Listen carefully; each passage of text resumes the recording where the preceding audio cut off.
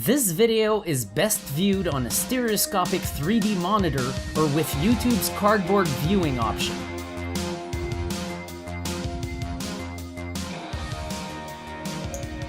Fellow viewers, welcome to Stereo 3D Productions. As you may know, this YouTube channel is Canadian. And I've always wanted to be able to show you my homeland through some kind of presentation or another in order to represent my location.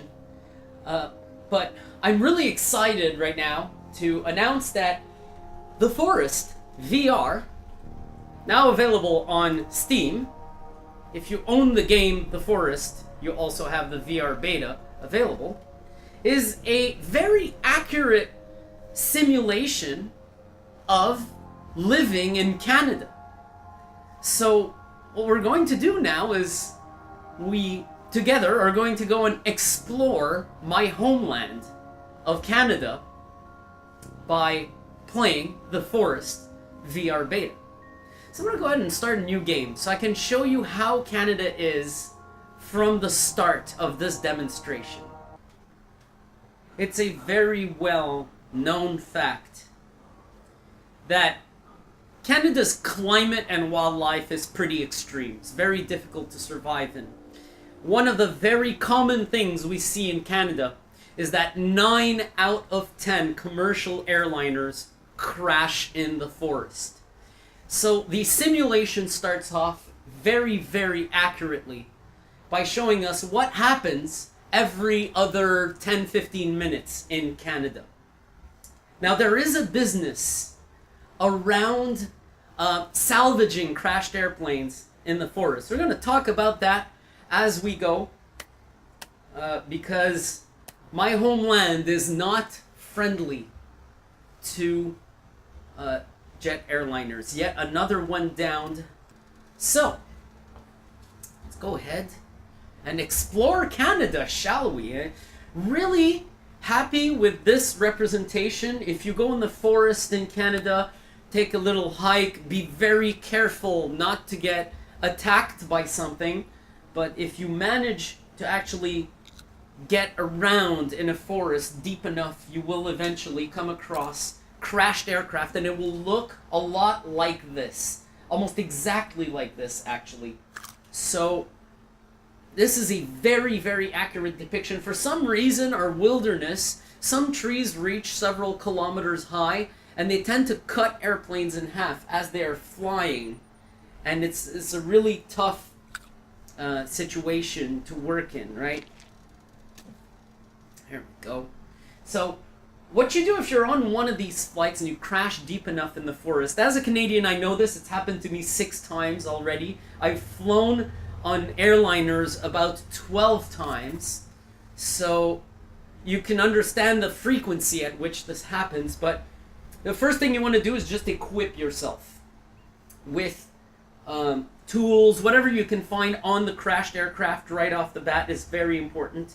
So you really want to make sure to sweep back and forth through the fuselage, luggage compartments, anything that you may not think of normally. Now you got to think of everything. She may actually have cloth on her. I'm so sorry, Wendy, for doing this to you, but I'm gonna need that cloth. I did not skin her, I took the cloth. Us Canadians are very polite, even though we live in a arid climate. But here we go. You have to step out in the wildlife, obviously, because crashed aircraft is usually not a very good place to stay in. What you want to do is you want to loot people's luggage. The first thing you want to do in Canada if you're in a crash, once you get out of the aircraft, of course, just don't look, don't do anything, loot the luggage as quickly as you can. So we're looking at our first instances of wildlife. Canadian wildlife here. Look at this, the beautiful deer that I've not yet seen in this simulation. This is a very accurate simulation. It's a Canadian deer in the forest right here. Very lovely. I wonder if there's moose. You also want to kill birds because that will be the easiest thing to kill.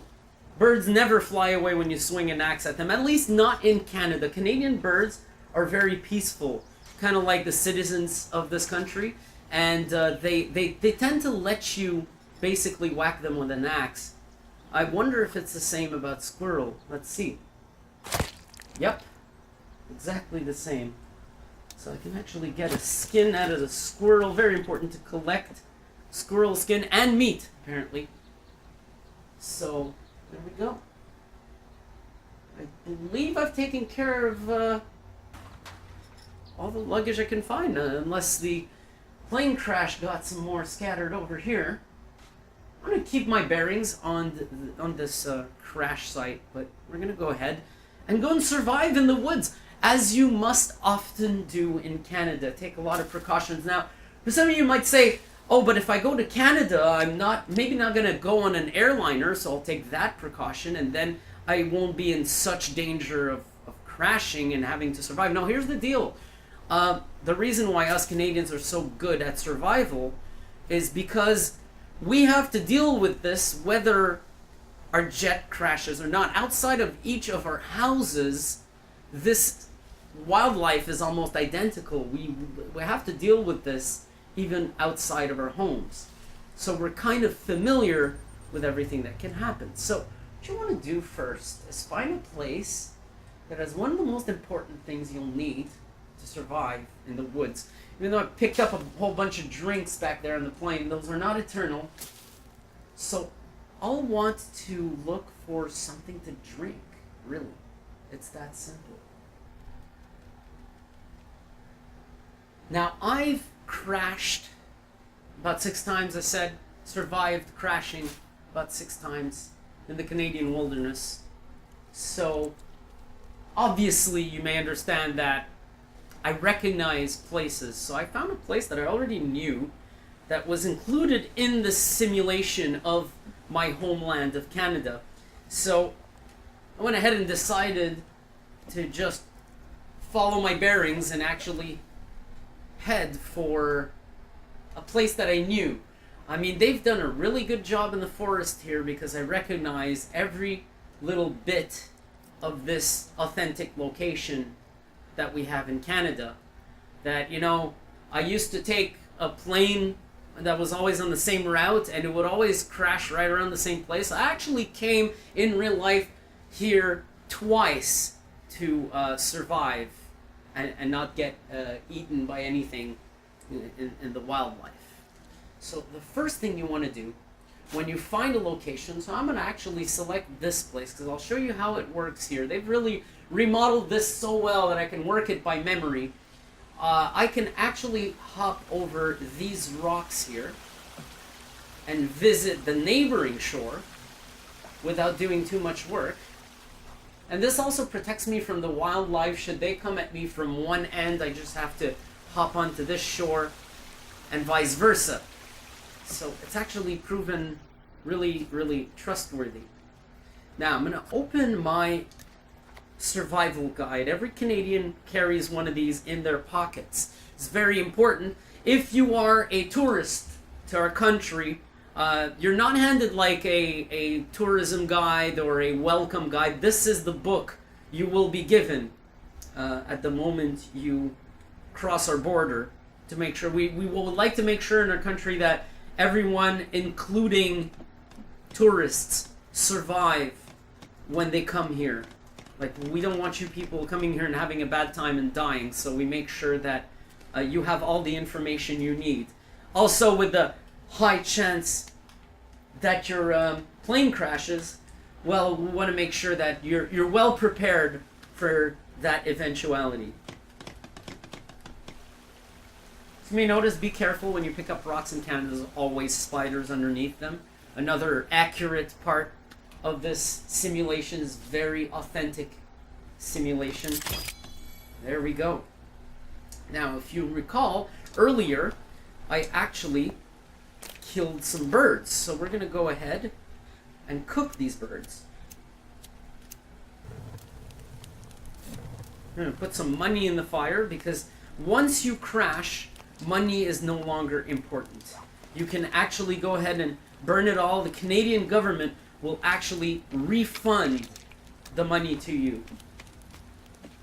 So there we go. We got some meat on the fire.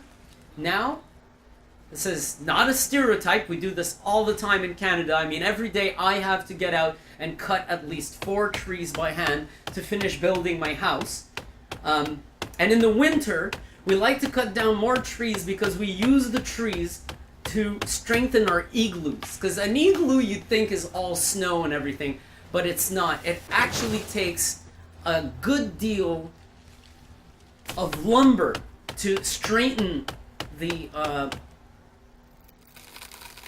assembly of our habitats, even the igloos. So we're always cutting down trees.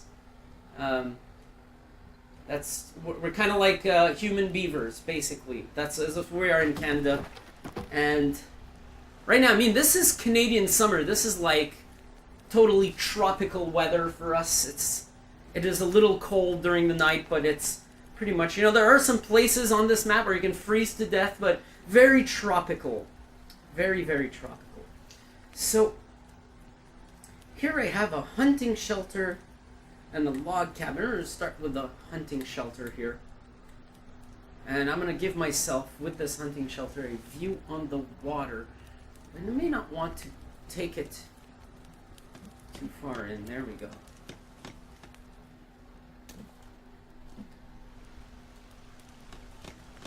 Alright. Let's get ourselves some lumber.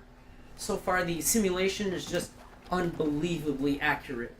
Like, you wouldn't believe it. To any Canadian out there, I recommend you play this. You'll be like, wow, this brings me back home. It's literally like a VR simulation of my home. Yes, it actually is, no joke, one of the most accurate depictions of Canada I've ever seen in my life. Now there we go. When you create a hunting shelter in Canada, don't worry. At this point, if the wilderness were to kill me, I'm safe. This is the same thing in real life. I can actually respawn at the location of my hunting shelter if I save my game. So what I'm going to do is I'm going to take my first slot here. So it basically works exactly the same in real life. You create your hunting shelter. Only in Canada, it's really an exclusive to Canada. You will have a little save icon floating above the shelter you've built, and you'll be able to save your points. So if you get killed by anything at this point, you will respawn back in time to when you saved your game. Very important fact about Canada people did not know. And right now you see I have a little moon icon. This means I can actually sleep. So we're going to go ahead and sleep.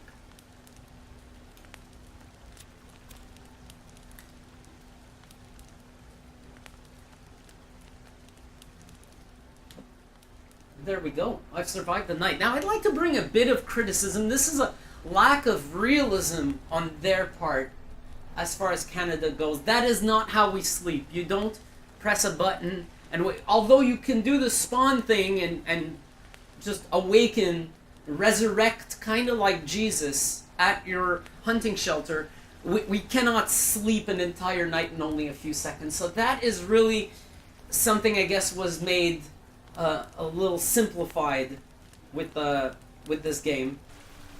What a beautiful morning in my wonderful land of Canada. Now, if you remember, I did a first impressions video on this Canadian wilderness simulator, which is, by the way, very accurate. And I had criticized its crafting mechanics. But I may be actually wrong. Because this time I was able to use what we call in the custom category the custom foundation. And once I create, now here's the one catch. Canadians out there may know that you can actually create transparent blueprints with things, right? If you're Canadian, I'm sorry to all you US citizens or otherwise, people from outside of Canada, even if you come to Canada as a tourist, you will not have this power. This is a power that Canadians are born with only. But you could go ahead and create a sort of blueprint to a foundation, right? And here's where the problem lies. Is if you were then to go and say, try to attach custom walls to it, it's not going to work. Why doesn't it work? Because, folks, you haven't built this foundation yet. It turns out it's an exception. You can do this with almost anything. What I could do is build this foundation, and then I could add the custom walls around it, like I did the hut behind it. Now the problem is you won't be able to put your custom roof until you finish at least one segment of the custom wall. So you can partially build the wall, but when it comes to the foundation, you cannot partially build the foundation. You must fully construct the foundation before you are able to put a wall around it.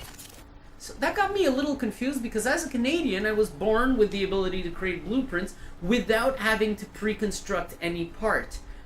In the Canadian wilderness, I can put up these transparent blueprints and put the entire structure together before I even add a piece to it, which is not the case in this simulator.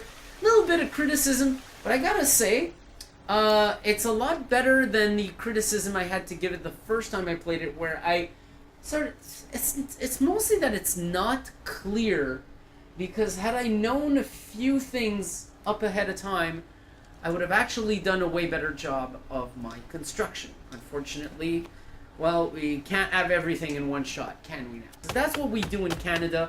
Remember, we're a bunch of lumberjacks. We all live in the woods. I mean, my house, I know I'm being a survivalist right now. This is more like a Canadian survivalist training simulator.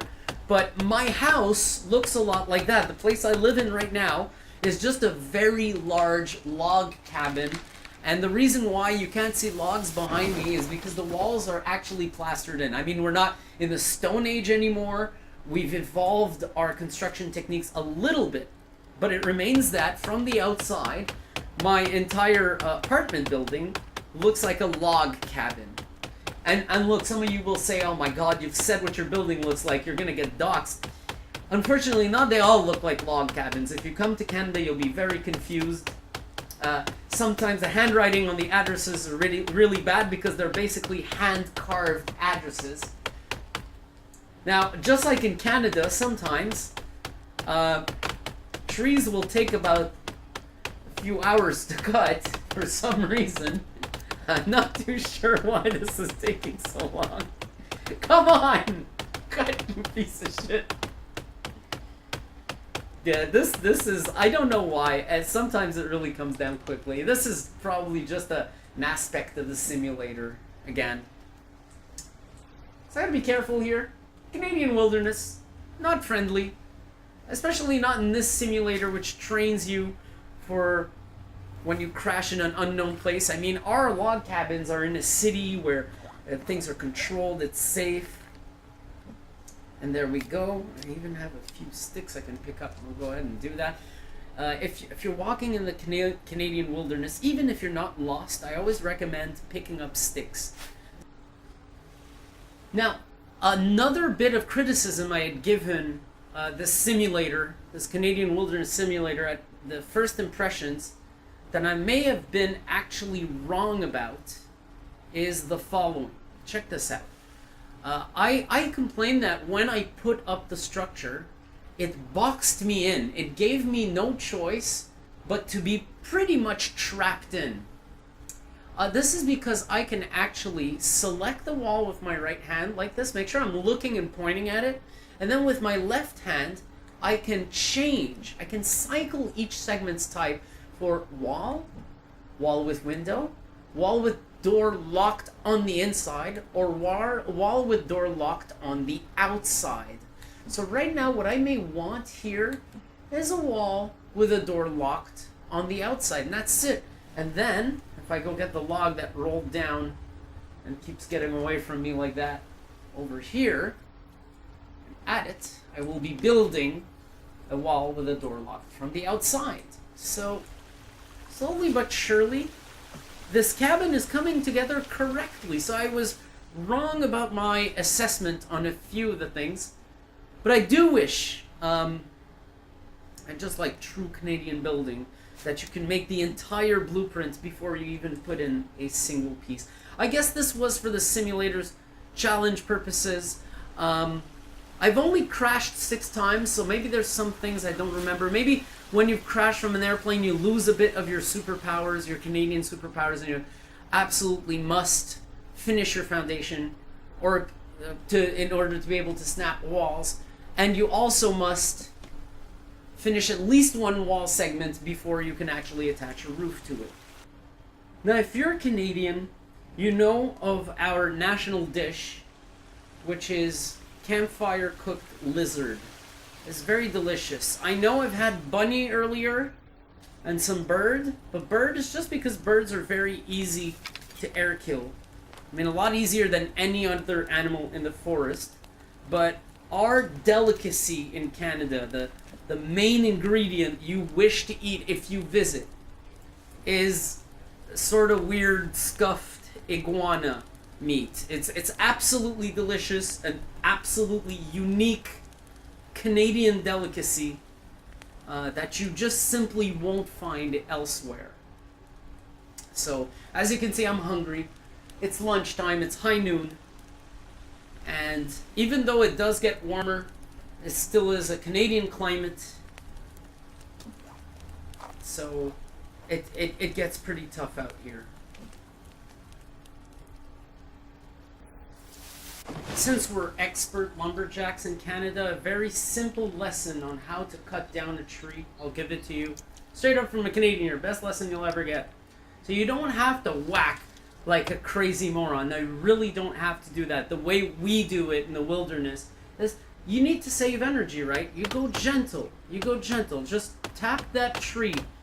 It'll smash right up. As long as you have a good axe. Look at that. Look at how gentle you have to be.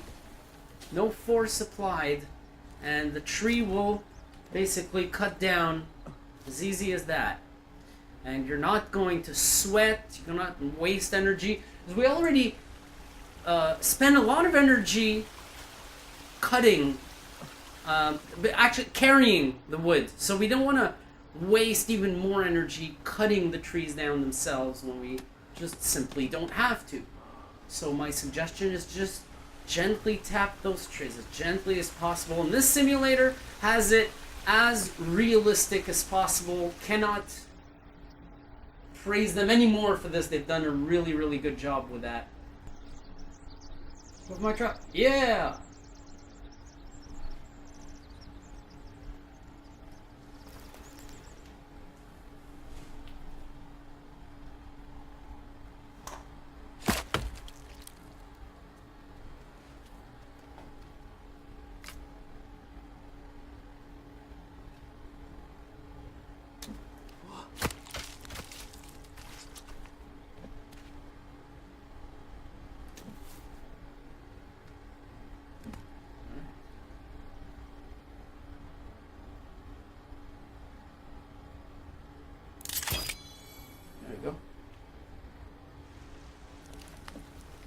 So tonight we're eating a more common Canadian meal.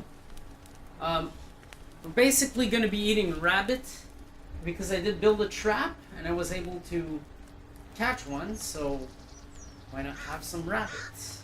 Always pick up bird feathers, by the way, when you're in the Canadian wilderness, especially when they're given to you like this without having to hit anything. These lovely birds will give you what you need.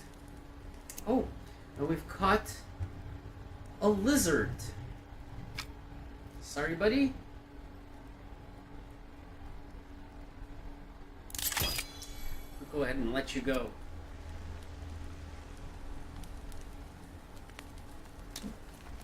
I eat some tasty rabbit. And tonight, I may opt for something I picked up on the airplane. Always do that when you're on the airplane. Steal the goods. Because if you're caught without fresh water, you'll at least have a temporary solution to the problem by drinking some booze or something that can hydrate you a little. So now I'm going to be careful because I'm wandering into the Canadian wilderness at night, which is quite dangerous actually. I could get mauled by something here. It'd be really, really dangerous, so I'm trying to work as quickly as possible. I'm doing this because my shelter, just like in Canada, if you don't have a little moon icon next to your shelter or your lodging, it means you're not allowed to sleep yet. All homes in Canada have a cool down period before you can sleep again.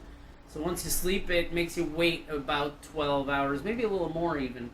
So you gotta wait that out, and while you wait that out, I mean, you gotta be careful, but you can continue working on your projects, such as I'm doing right now.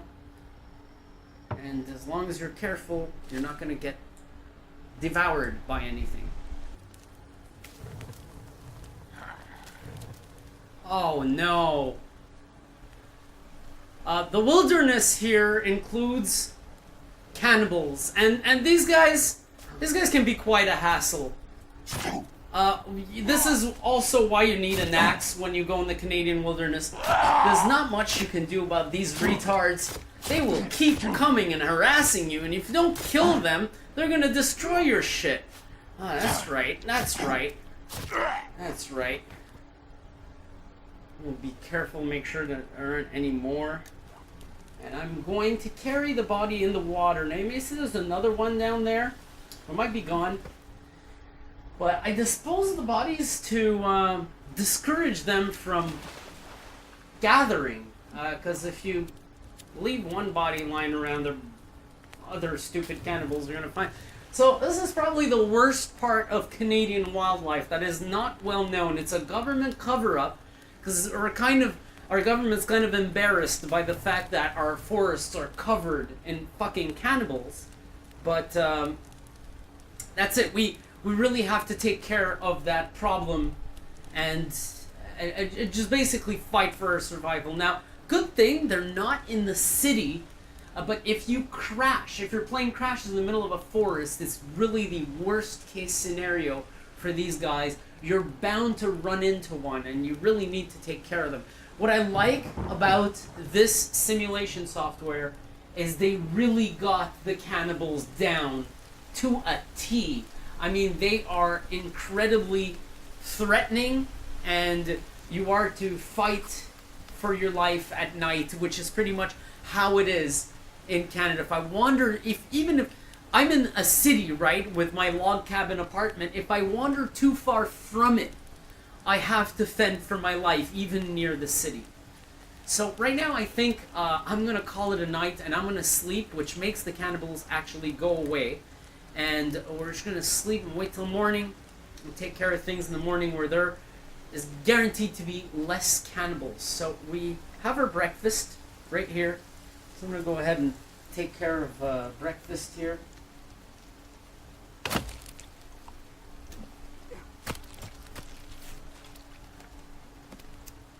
There we go. Got my breakfast. I'm going to select my breakfast, select my axe. You know, there's a bug with the simulation software where it's very difficult to put the meat. I've been actually working around that bug the whole time using I take my axe after I select the meat, and then I'm able to put the meat. It's pretty simple that way. I don't know if by the time this video is out there will be an update to the game, but if you're finding yourself unable to put the meat on the fire, select the meat from your inventory from here, then close, and then you're going to have the meat in your hand, right? Then you open your inventory again, and you select your axe, and you grab it, and you're still going to have the prompt to put the meat on the fire, and then you can press your right trigger, and it'll go ahead and put the item you want.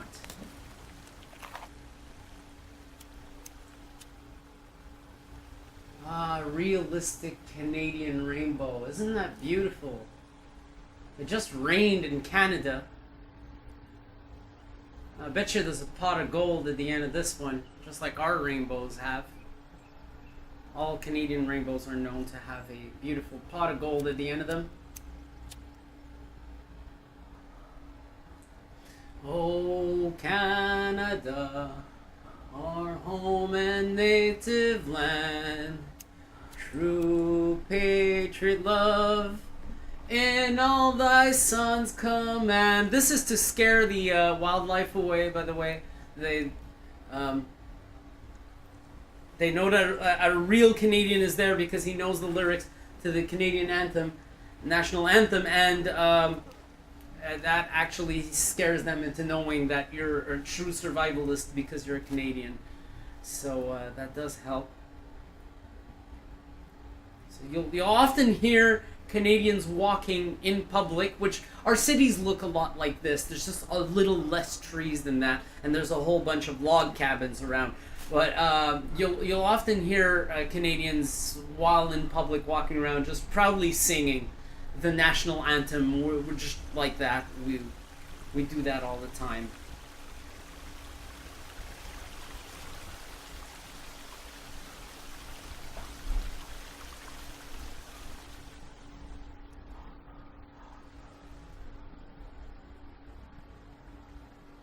Alright, I'm carrying my 2 last logs for the day. And those will happen to also be the ones that complete my rooftop. I don't know about these openings. Alright.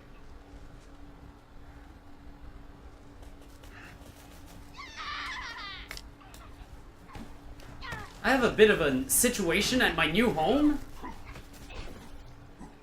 where these assholes are asking for it.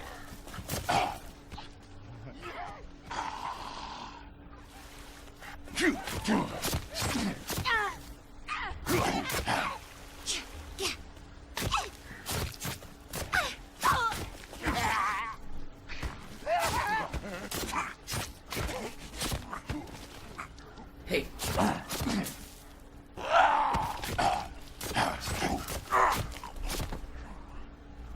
Yeah, that's right. You better run.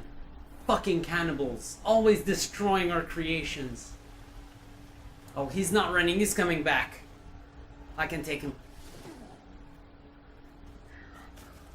Oh, yeah? Oh, yeah? Wanna fuck my property? Yeah, that's right.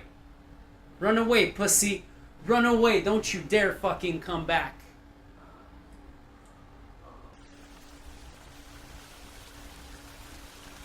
It's really... I didn't hire renovators. I said I didn't hire renovators.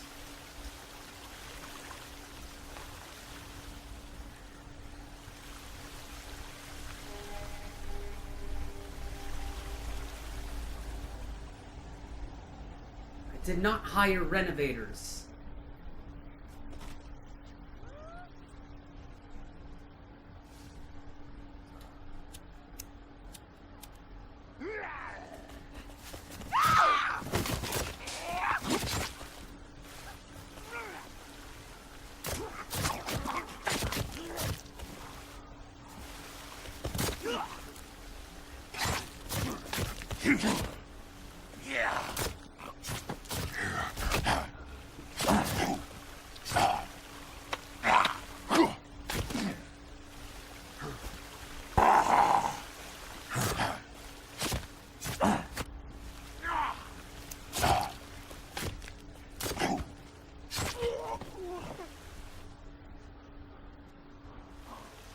Wow. Rough night. Anybody else? Anybody else? The cannibals are very active tonight. Very, very active. And what I'm gonna do now, this is a bit scuffed here, but I used the custom wall feature to make a second row of walls. See, this is where a simulation cannot get as close to reality as possible. But I don't yet know with the simulator how to fill in the gaps in the roof. And I would very much like to have those gaps filled in. So what I did is I have basically put a custom wall on the second floor and then just destroyed the ones that were on the outside. It's going to look a bit weird, but still, it's going to do the purpose it needs to achieve. Defensive wall. Let's see what we can do with one of these.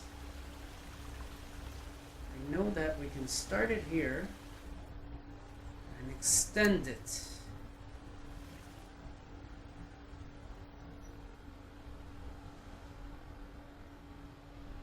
Like so.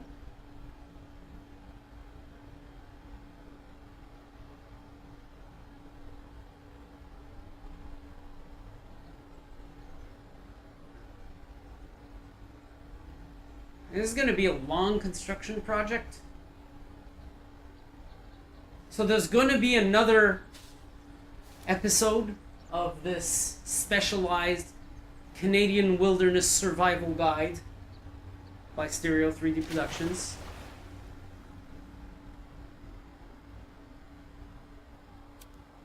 And I want to build that. It should be a very interesting place to live once it is closed off.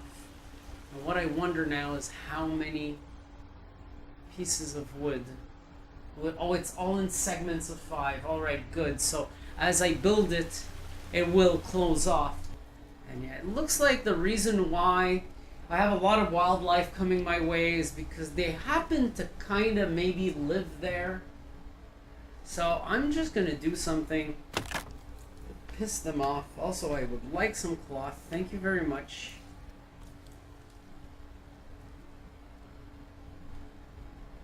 See if I can go repay the favor from last night, or if there's going to be some around.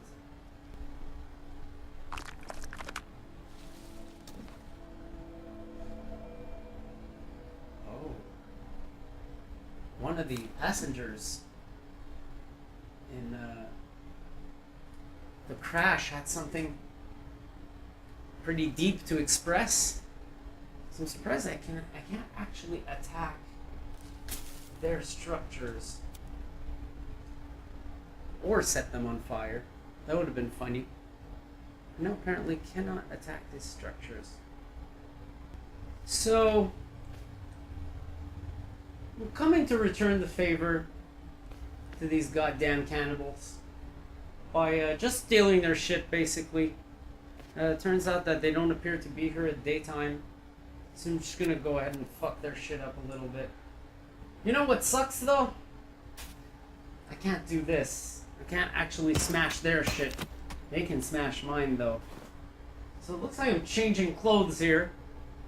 I mean, if you're ever in the Canadian wilderness and you find luggage and your clothes are dirty, it's a great way to get a change of clothes. I mean, it's very hard to do the laundry out here, so you're better off just finding your change of clothes. Ooh, this is good. Laptop computer, the chip circuit. So these guys are apparently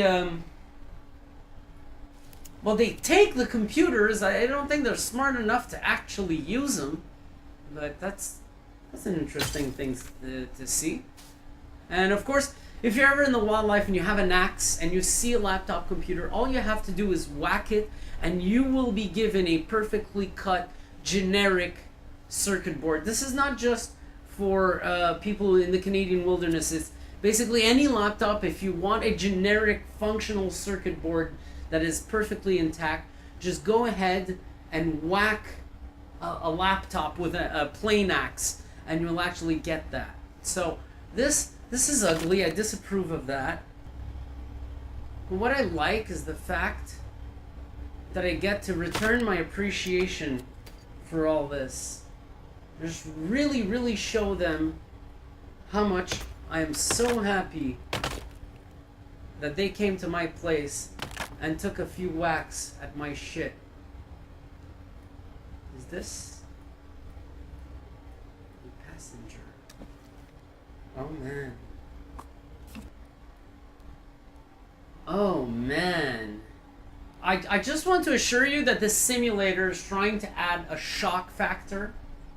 This is not that very Canadian. Even our wildlife respects Americans. Okay, if you're an American tourist, this will likely not happen to you. You may get killed and mauled by cannibals, but they're not gonna go this far with you. I mean, that's going pretty damn far, if you ask me. That's as far as I've seen them go.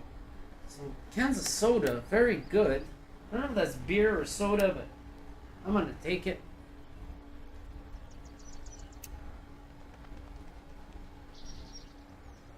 Hey, how you doing?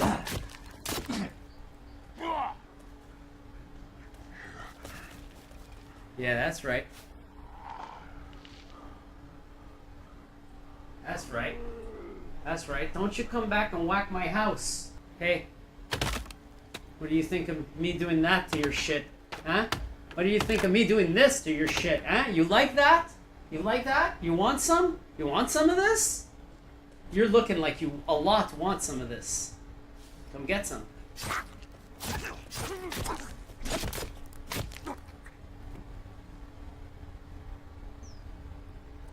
That's right, run. Don't you fucking come back from my shit, I'll take your shit down. That's right.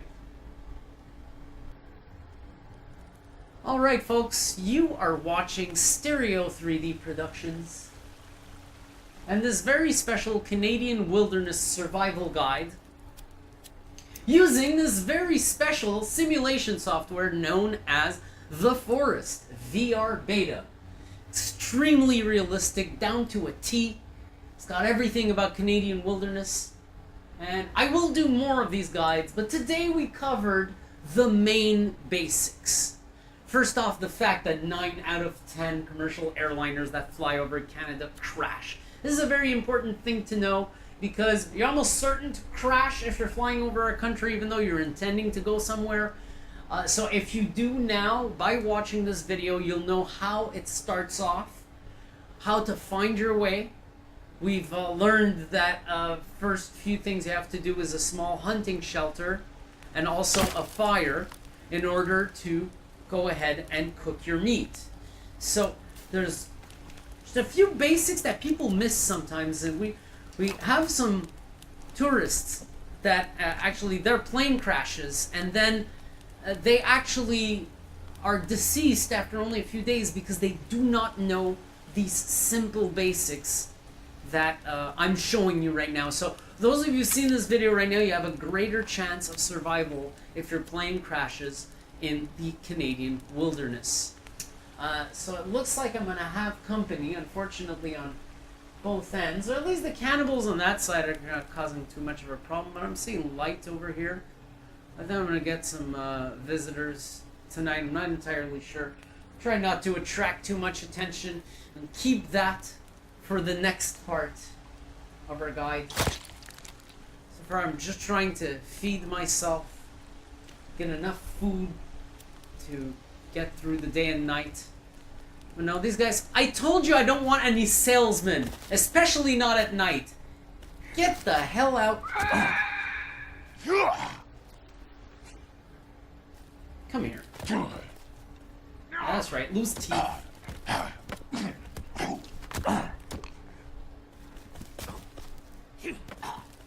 You're dead. You're so dead. Alright. So, I mean, that's how we take care of this problem. It is a problem. Once you've stolen their weapons, for some reason their weapons are a little stronger than an airplane axe. I don't understand. This might be on part of the sim. It's not entirely realistic.